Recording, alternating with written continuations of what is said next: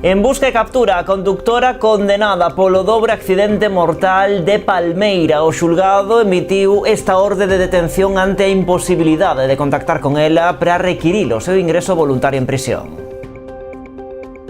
Que tal, saudos? Finalmente son 5 as persoas detidas no marco da Operación Ninja 2 que se desenvolveu en Vilanova.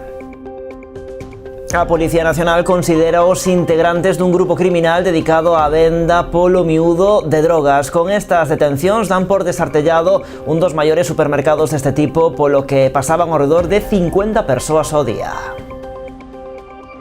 Xa está aberta o tráfico en Sanxenxo, a nova vía que une a Rúa Progreso coa estrada de Padriñán. Conta con 60 prazas de estacionamento e zonas verdes. A creación desta vía forma parte dun proxecto de desenvolvemento urbanístico nesta zona.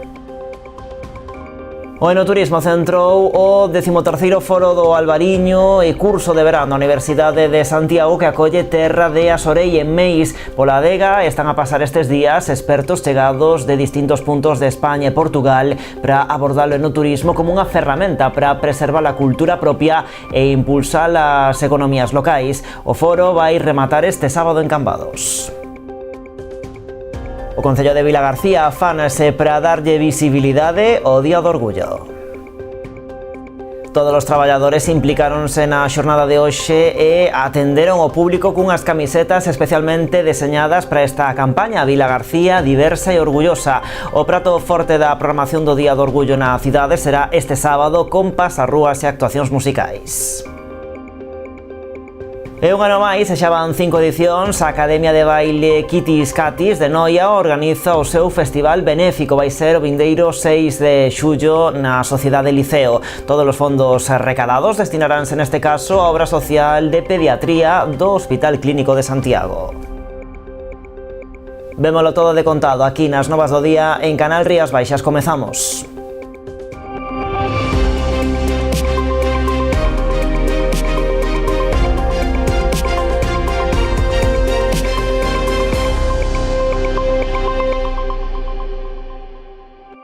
A condutora condenada polo dobre accidente mortal de Palmeira en Ribeira en busca e captura. O xulgado ven de emitir esta orde de detención ante a imposibilidade de contactar con ela para requirir o seu ingreso voluntario en prisión. Pilar Fernández foi condenada a 12 anos e medio de cadea por 2 homicidios dolosos cometidos en maio de 2019. No xuizo quedou probado que conducía a 130 km/h nunha vía limitada a 70 e que se atopaba baixo os efectos do alcohol e outros fármacos. A conductora perdeu o control do vehículo e invadiu o carril contrario nunha curva, causando a morte aos 2 mozos que viaxaban no vehículo co que colidiu frontalmente. Finalmente son 5 as persoas detidas no marco da Operación Ninja 2 que se desenvolveu este mércores en Vilanova de Arousa e Vilagarcía. A Policía Nacional considera os integrantes dun grupo criminal dedicado á venda polo miúdo de drogas. Con estas detencións dan por desartellado un dos maiores supermercados deste tipo, polo que pasaban ao redor de 50 persoas ao día.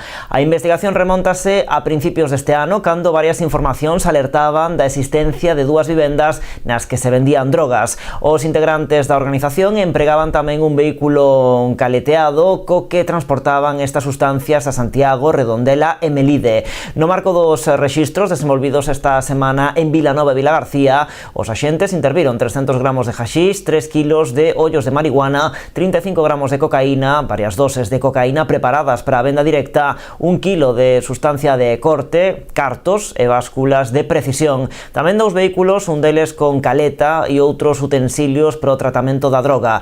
Ademais, os axentes localizaron varios obxetos que poderían ser roubados. A maiores, nun galpón anexo a unha das vivendas, os axentes descubriron un espazo preparado para o cultivo a gran escala de marihuana, no que se interviron 40 portalámpadas e transformadores utilizados para as plantacións en interior de marihuana. Hoxe pasaron á disposición xudicial 2 dos detidos. Tras prestar declaración ante o xulgado de instrucción número 1 de Vilagarcía, a xuíza decretou a súa posta en liberdade. Están investigados por un delito contra a saúde pública. En máis asuntos, o BNG reclama a Xunta o mantemento do reforzo médico no PAC de Noia. Os recortes supuxeron que este servizo tan só se preste os domingos e festivos en horario de 10 da mañá a 3 da tarde e non de 8 a 10 como se facía antes da pandemia. Os nacionalistas levaron ao Parlamento os novos recortes en materia sanitaria que vende aplicar a Xunta na comarca de Muros-Noia. Denuncian a redución do horario do médico de reforzo no PAC de Noia, que atende ademais á poboación de Outes e Lousame. O servizo conta con este terceiro facultativo os domingos e festivos tan só de 10 a 3, cando anteriormente o facían entre as 8 da mañá e as 10 da noite. No Centro de Saúde de Noia, señorías, funcionaba ata o mes de decembro pasado un PAC en horario de 15, é dicir, de 3 da tarde a 8 da mañán, os días laboráveis. Os domingos e festivos desenvolvía a súa actividade ás 24 horas e tiña un reforzo médico, é dicir, un tercer facultativo, de 8 da mañá a 10 da noite. De 8 da mañá a 10 da noite, domingos e festivos. É dicir, prácticamente todo o día, non? Ben, estamos a falar dun PAC, señorías, supoño que vostedes xa o saben, que atende á poboación de 3 concellos, Noia, Lousame e Outes. Esta redución do horario non é o único recorte na comarca, posto que se veu sumar a eliminación das urxencias en Porto do Son. Porto do Son, fíxense, tiñan un servizo de urxencias que atendía a ese concello os sábados, domingos e festivos e que a Consellería eliminou. Directamente e simplemente eliminou. E cando o eliminou? Pois como tantos outros, na pandemia, aproveitou a pandemia para facer limpeza de centros de saúde que non quería atender e elimina o servizo de urxencias de Porto do Son. Nunca máis se volveu a saber do servicio de urxencias de Porto do Son, de maneira que, efectivamente, agora van unha parte do Concello de Porto do Son a Noia e outra parte a Ribeira. Ben. Na súa iniciativa, Rosana Pérez reclamou tamén unha nova ambulancia para a comarca, co fin de dar cobertura ao incremento de poboación que se rexistra durante todo o verán. Bueno, pois seguimos con crónica parlamentaria porque tamén se debateu na Cámara Galega a proposta do BNG para axilizar a construción da residencia da terceira idade de Ribeira. A Xunta desbotou a construción desta infraestructura nas Aíñas por tratarse dun terreo potencialmente inundable. Tras esta decisión, os nacionalistas apelan a unha maior colaboración por parte do Goberno galego para analizar xunto co Concello de Ribeira os criterios técnicos e legais que impiden esta localización e no caso de non ser posible a busca dunha parcela alternativa que conte co beneplácito dos técnicos autonómicos. A proposta saiu adiante por unanimidade, tamén cos votos a favor do PP, que garante así o seu máximo compromiso de dotar a Ribeira dun servizo tan necesario como a residencia.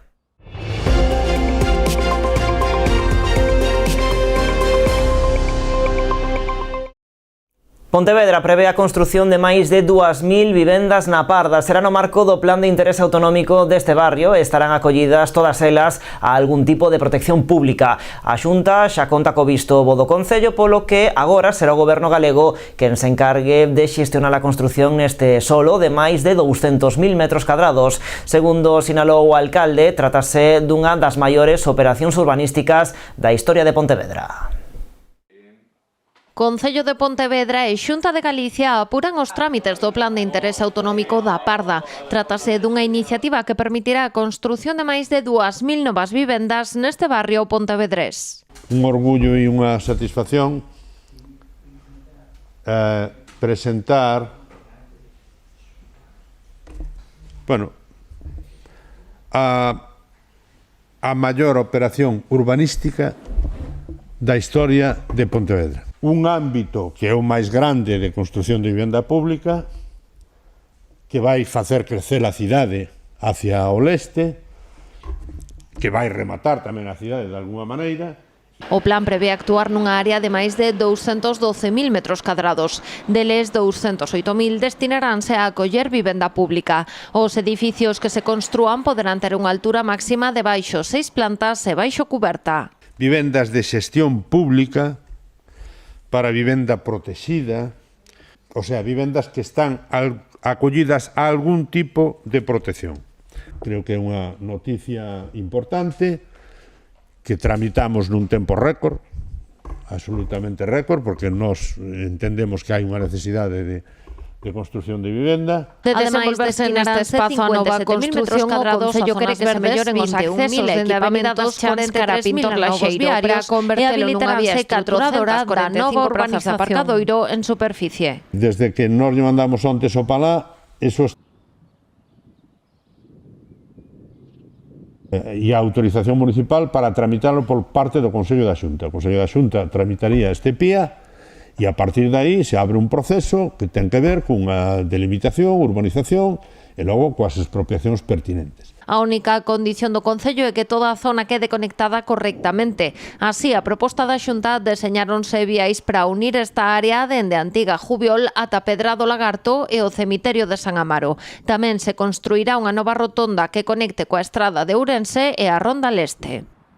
E xa está aberta o tráfico en Sanxenxo, a nova vía que une a Rúa Progreso coa estrada de Padriñán. Trátase dunha vía que aínda non ten nome, que suporá un alivio para o tráfico, especialmente nos meses de verán. Conta con 60 prazas de estacionamento. A creación desta rúa e tamén das zonas verdes anexas forma parte do proxecto de desenvolvemento urbanístico desta zona, é dicir, foi executada pola constructora que no futuro fará edificios nesas parcelas desa rúa.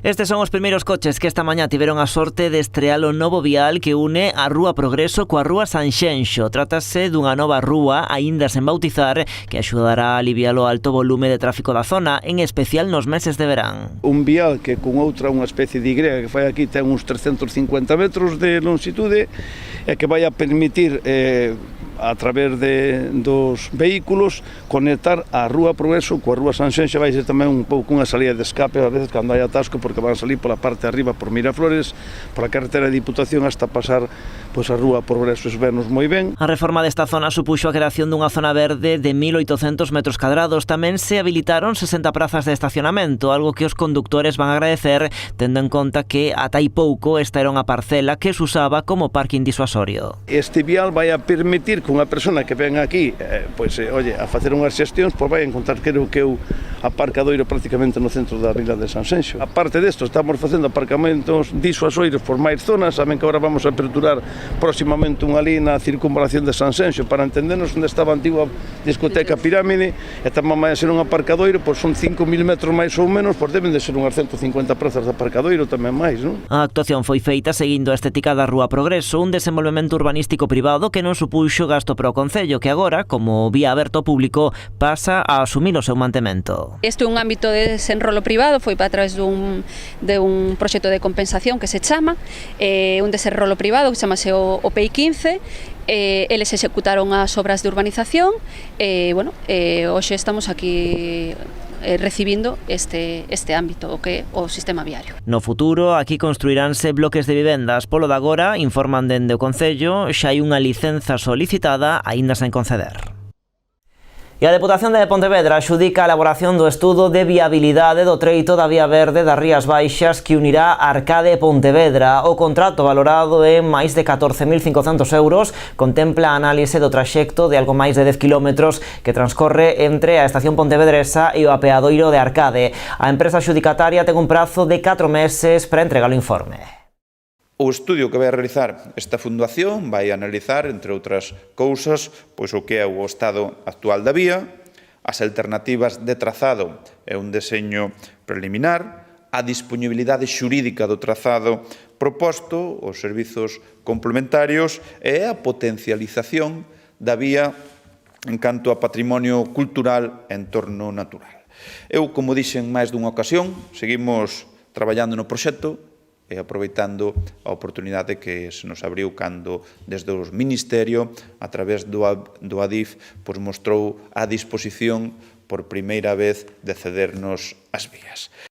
O Concello de Boiro prevé aprobar o plan parcial de Barraña ao longo deste ano. O Executivo está a axilizar a tramitación para poder dar luz verde ao proxecto que permitirá a construción de máis de 900 vivendas en pleno núcleo urbano. O Goberno de Boiro aposta polo crecemento demográfico a través da creación de vivenda. Dende o Concello están a axilizar a tramitación do Plan Parcial de Barraña, unha bolsa de terreos con máis de 140.000 metros cadrados nun espazo privilexiado entre o núcleo urbano e a costa.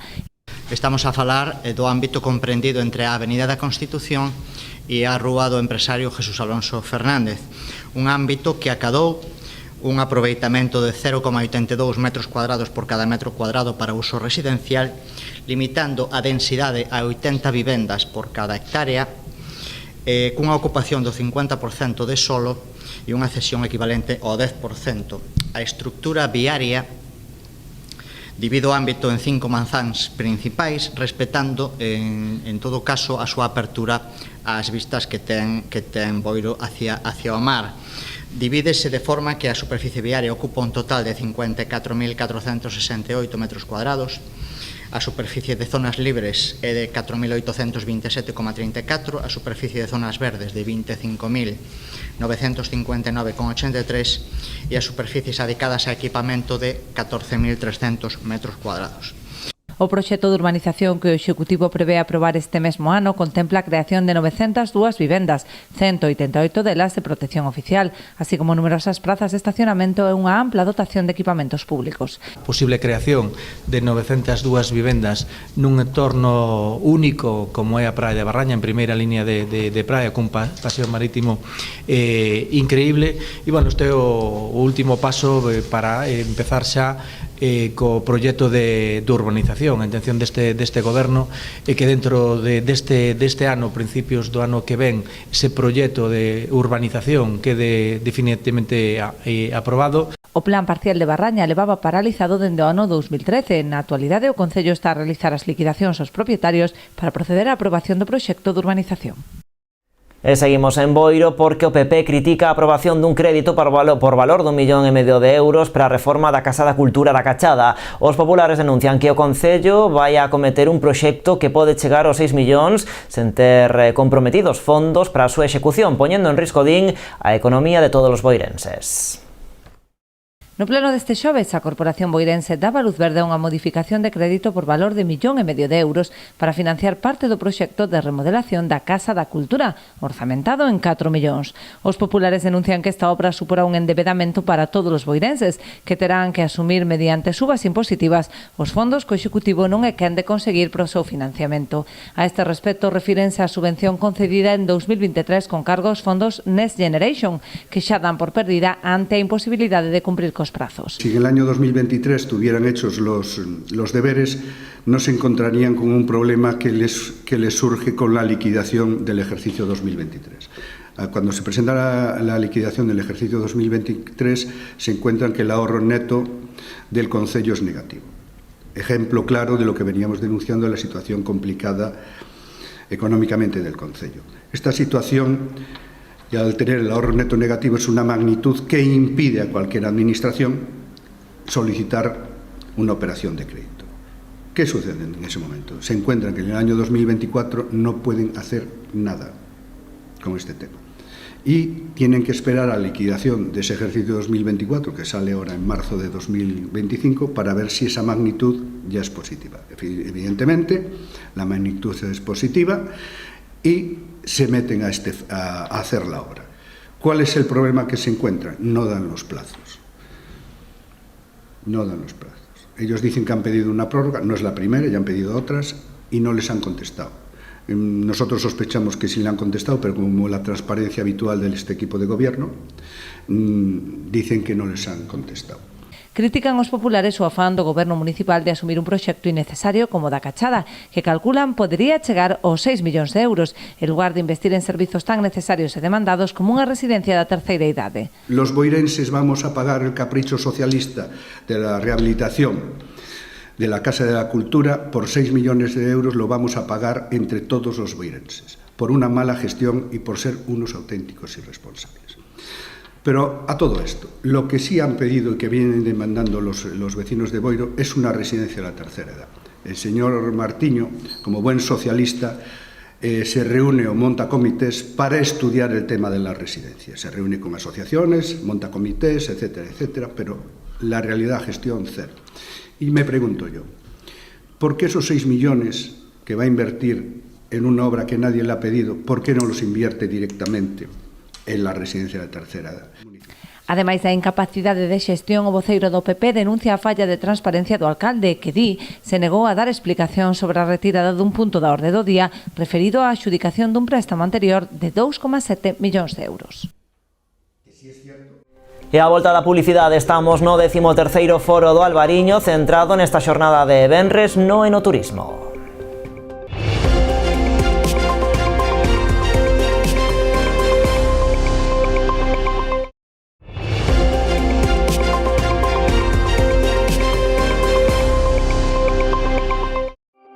Aquí seguimos nas novas en Canal Rías Baixas. O enoturismo centrou o 13º Foro do Albariño e curso de verán da Universidade de Santiago que acolle Terra de Asorei en Meis. Pola adega están a pasar estes días expertos chegados de distintos puntos de España e Portugal para abordar o enoturismo como unha ferramenta para preservar a cultura propia e impulsar as economías locais. O foro rematará este sábado en Cambados.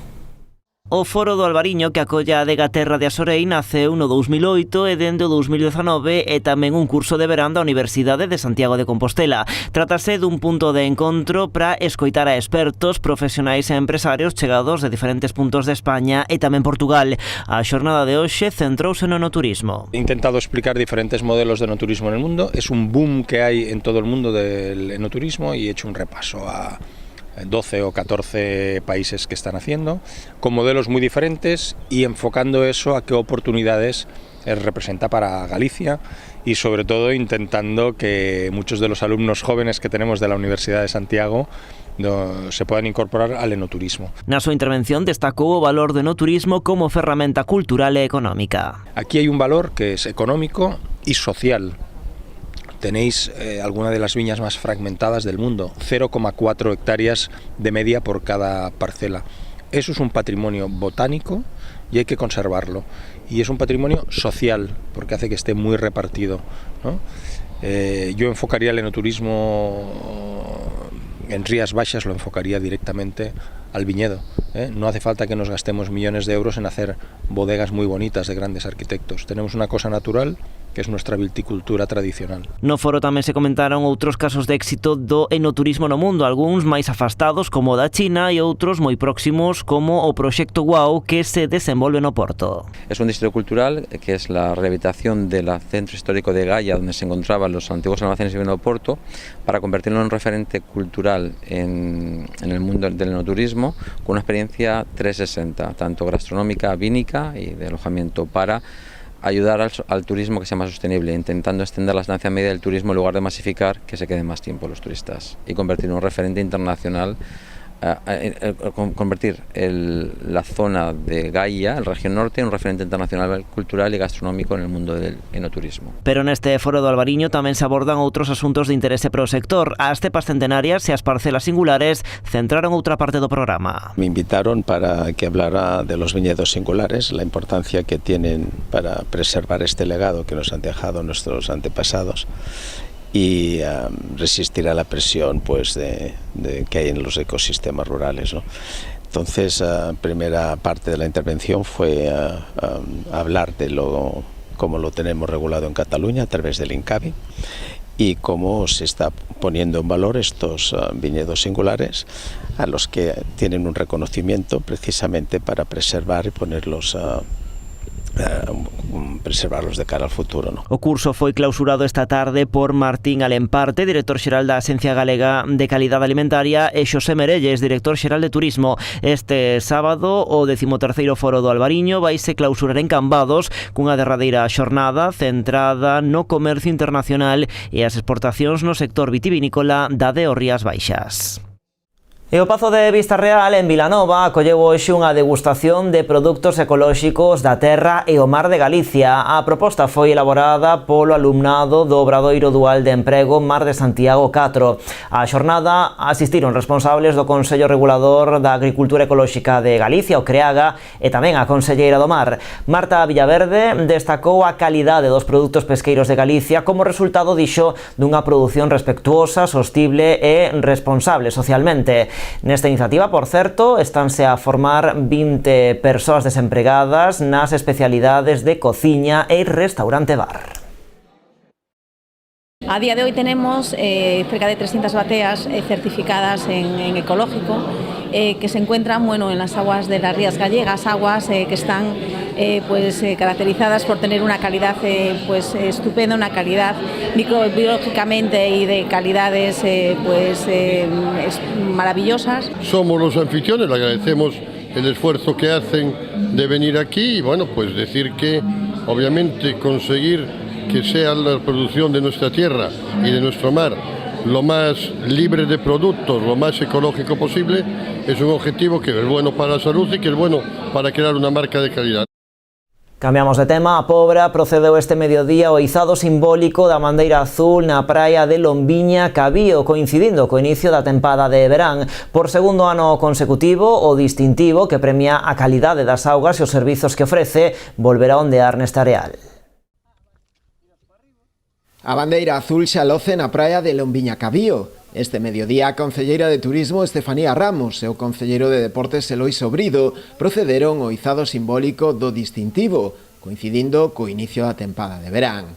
Dende o Concello destacaron a importancia de poder dispor deste recoñecemento, que se outorga en base a unha serie de rigorosos criterios de sustentabilidade e accesibilidade de servizos, e dá conta do esforzo que se realiza dende o Concello para garantir que a praia, un dos principais reclamos turísticos do municipio, estea nas mellores condicións posibles para recibir a veciños e visitantes. Conseguir esta bandeira non é un traballo sinxelo, é un traballo de todo ano e que implica distintos departamentos pois do Concello. Requírese un traballo constante, o mantemento, a limpeza, a seguridade e a mellora das infraestructuras, o control da calidade das augas e a posta en marcha de actividades de educación ambiental. Todo isto implica unha coordinación entre distintos departamentos, como xa dixen, contratación de servizos específicos e, sobre todo, vontade política e social para defender un modelo de playa sostible, accesible e de calidade. Por iso, hoxe non só izamos aquí a bandeira, celebramos o traballo conxunto e o compromiso de moitas persoas, traballadores municipais, técnicos, socorristas, persoal de limpeza, veciñanza e visitantes, que fan posible que a Lombiña Cabío sexa un exemplo de praia viva e coidada. Este ano contaremos con 5 profesionais, 3 xa empezaron o día 20 deste mes, se estenderá o servicio hasta o 15 de setembro. Nos hubiera gustado, lóxicamente, poder ter máis, pero é verdad que a Xunta este ano a axuda foi moi escasa, foron uns 11.000 euros, polo tanto dá para o que dá. Nos gustaría que nun futuro se poderan ampliar para cubrir outras playas, independentemente de que esta é unha playa moi recoñecida, que ten o distintivo que ademais acredita que hai un bo coidado tanto turístico como medioambiental, non descoidamos outras praias que tamén, por exemplo, contan con balizado pois para a seguridade dos bañistas, como pode ser a illa. Na Corna tamén se está previsto pois na parte que nos corresponde poñer, tamén todas se limpan, polo tanto, independentemente de que esta é máis reconocida, máis turística, por decirlo de alguma maneira, non descoidamos o que é a seguridade no resto de areas do municipio. Por segundo ano consecutivo, a bandeira azul estará moi presente neste areal. Unha praia que destaca pola calidade das súas augas e os servizos que ofrece, entre os que se atopan unha ampla zona de estacionamento, un posto de salvamento, un parque infantil, baños públicos e restaurantes e outros servizos de actividades náuticas. A Deputación de Pontevedra fai balance da actividade do Centro de Acollida Animal, o CAN. Segundo Luis López, a día de hoxe a porcentaxe de adopcións este ano sitúase no 68%. Ademais, o presidente provincial asegurou que o investimento neste servizo, que atende a 52 concellos da provincia, recibe un 37% máis de recursos que co anterior goberno. E tamén temos consignado un orzamento de 30.000 euros para accións de concienciación. E melloramos os quirófanos ali no centro, os equipamentos de diagnose clínica, e xa estamos, porque temos previsto ese investimento, pois cos trámites todos para mercar equipos de análise bioquímica. En definitiva, que estamos facendo o que debemos e temos que facer, que é traballar. Luis López puxo en valor outras accións relacionadas co CAN, entre elas a posta en marcha do programa de control de colonias felinas, que xa atendeu a preto de 1.200 gatos. Tamén o traballo de divulgación do centro, coa visita a 7 centros educativos da provincia. Deste xeito, o goberno provincial saíu ao paso das críticas do Partido Socialista. A formación acusa o executivo de non impulsar campañas de adopción nin realizar melloras significativas nestas instalacións.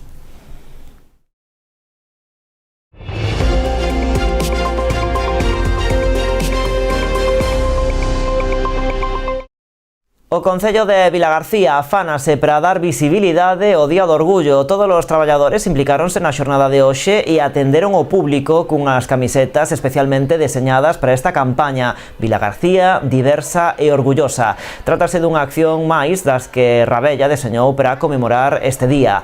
As actividades comezaron xa o mércores co Salón García collendo unha proxección cinematográfica en colaboración co Cineclube Ádega. O filme escollido foi a película Descoñecidos do ano 2023. Así as cousas, o prato forte da programación vai ser este sábado. Haberá pasarrúas e diferentes actuacións no centro da cidade para achegar a celebración e as reivindicacións do orgullo a toda a veciñanza.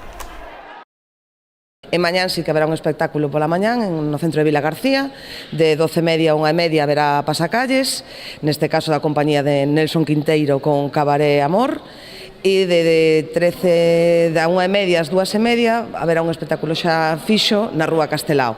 Plumas, bandeiras, colores e, bueno, disfrutar deste día que é un día de recoñecemento de dereitos e, polo tanto, o Concello de Vilagarcía súmase un ano máis a esta celebración do Día do Orgullo.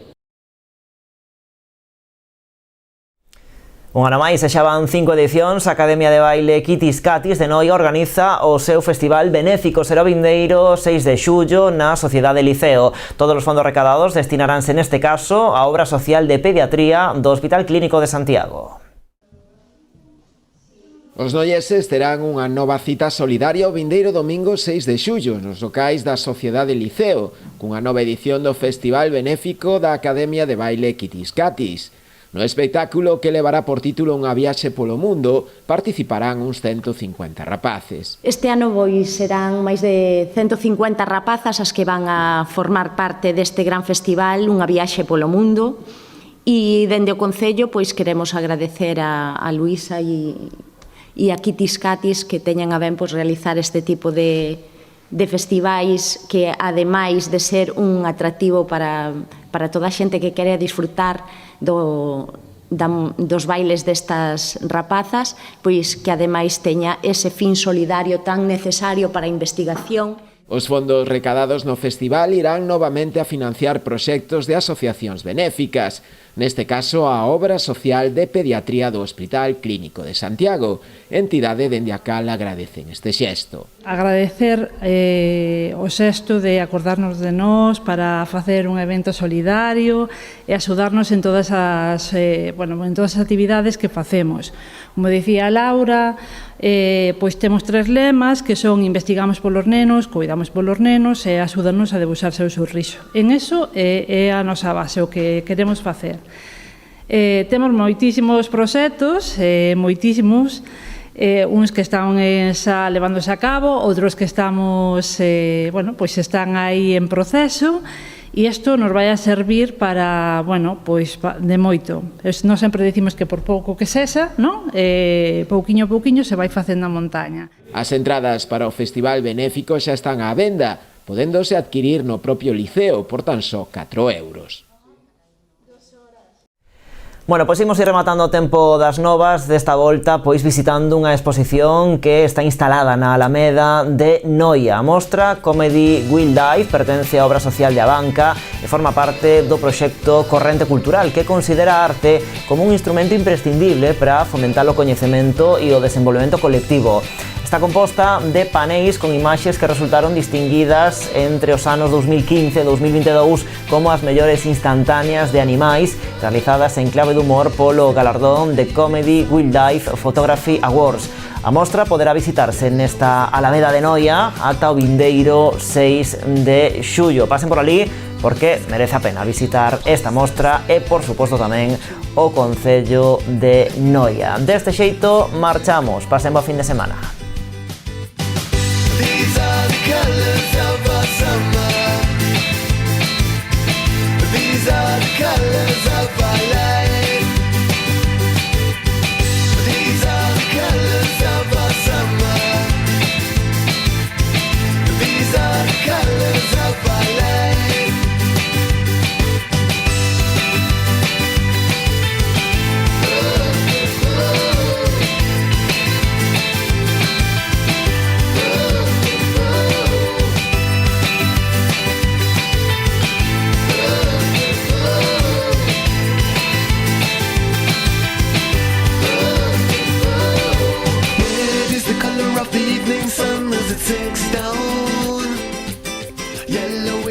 rise and come back up